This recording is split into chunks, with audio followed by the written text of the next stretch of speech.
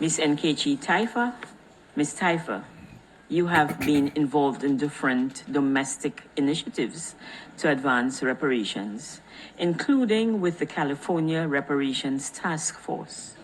Could you please elaborate on how global and local efforts to advance reparations can be linked to ensure that the global Africa diaspora is fully represented and included in the fight for reparatory justice? Honorable Chair Kimani, Dr. June Soomer, esteemed colleagues of the African Union and CARICOM, and everyone assembled here, I am attorney Nkechi Taifa, and it is a profound honor to speak before you today as a representative of the vibrant civil society community of the African diaspora.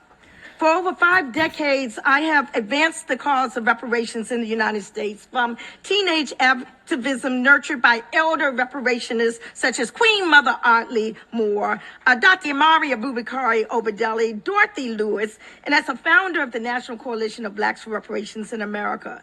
Today, I am part of the escalating movement for reparations in the United States, which is abounding with state and local reparations commissions and task forces, legacy and 21st century Black-led reparations groups, descendant initiatives, academic and religious acknowledgments, allies, and growing legal, corporate, and philanthropic support. I am enthused that the reparations whisper has now become a roar.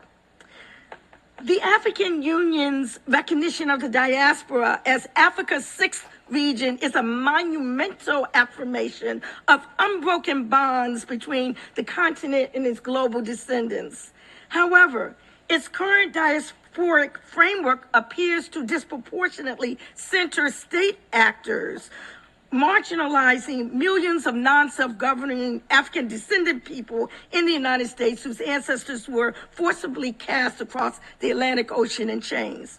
However, it was diasporic civil society, not state or government, that first propelled the reparations movement onto the world stage. From Marcus Garvey's thunderous call for African unity to Malcolm X's charge to frame our struggle as a human rights issue, civil society giants have blazed a trail for global reparations. Queen Mother Moore's fearless demands for redress, Bob Marley's revolutionary anthems carried cries for justice across oceans. These visionaries proved that it was not government, but the unstoppable fire of the people that ignited the global movement for reparations. And it is that fire that still burns today as we stand on their shoulders, determined to ensure that civil society has a respected voice at the table.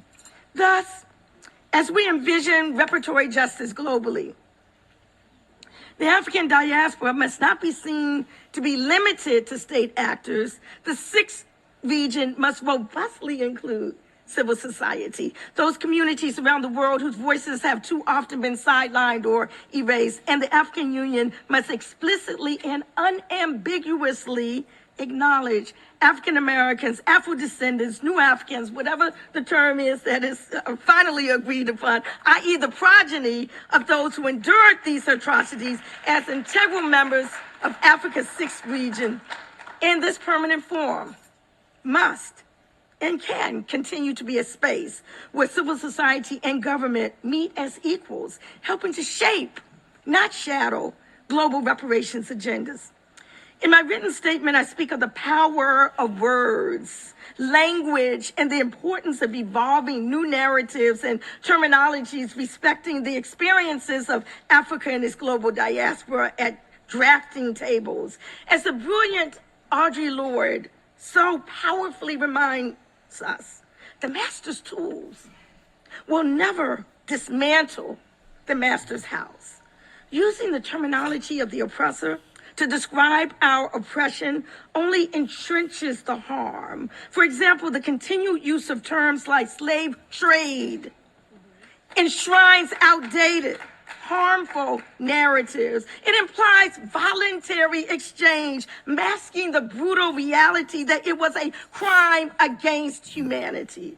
It dignifies the merchants, not the millions that suffered.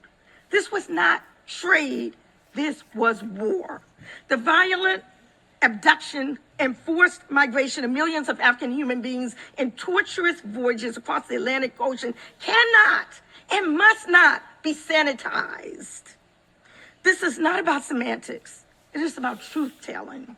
It's about building an international human rights architecture that fully reflects the evolving standards of decency in a maturing global society. And it is incumbent that we repair the words we use to tell the truth. Language matters. In closing, it is exciting to be engaged in history in the making, a history that is equal parts edgy, exciting, transformational, confirmational, messy, confusing, and joyous. Africa, and we as part of its African global diaspora, are beyond rhetoric now and well into action mode. We are not outsiders. We are one people shared by a united history of resilience and resistance. We are Africa's children, displaced, but never disconnected.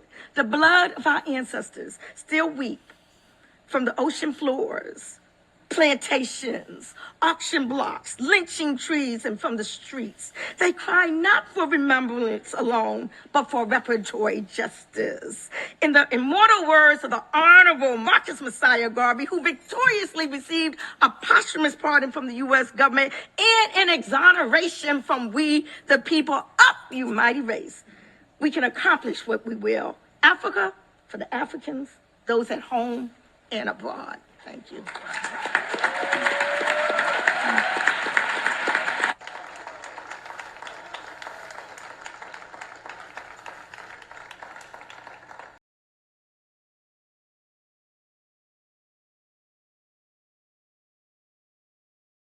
Nkechi? Thank you so very much for this opportunity to contribute to such a historic and critical dialogue. Never did I realize as a 16-year-old teen 50 years ago that today we would be addressing issues such as this on the world stage. So I'm definitely in support of youth, having a youth representative on the Permanent Forum of People of African Descent. Because while you sit at the feet of us as elders, they are the ones that are going to be continuing the struggle. So I'm definitely in support of that. I also want to specifically uplift the statements that were made about the DDPA, the Durban Declaration and Program of Action. I was not in Durban in 2001. I was my then 6-year-old daughter, who's 30 years old now, was entering, school. But I just want anybody who was at Durban, just look, whether you're in the diaspora or from the United States, just to stand, because I'm just saying those were courageous. I don't know why no one's standing right now. Come on, Afia, Kwame Kalamar, Roger, Ajuaya, Toro, I'm just saying that was historic.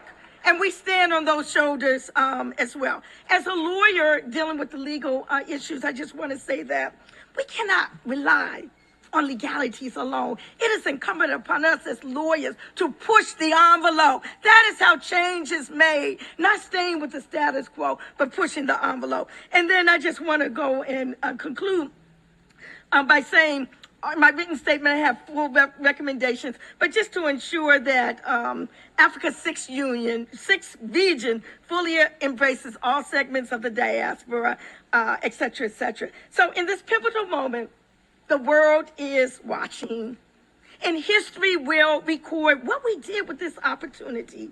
Let us move not with hesitation, but with bold, principled, and united action. The time for reparatory justice is not tomorrow, it is now. Reparations now. Thank you.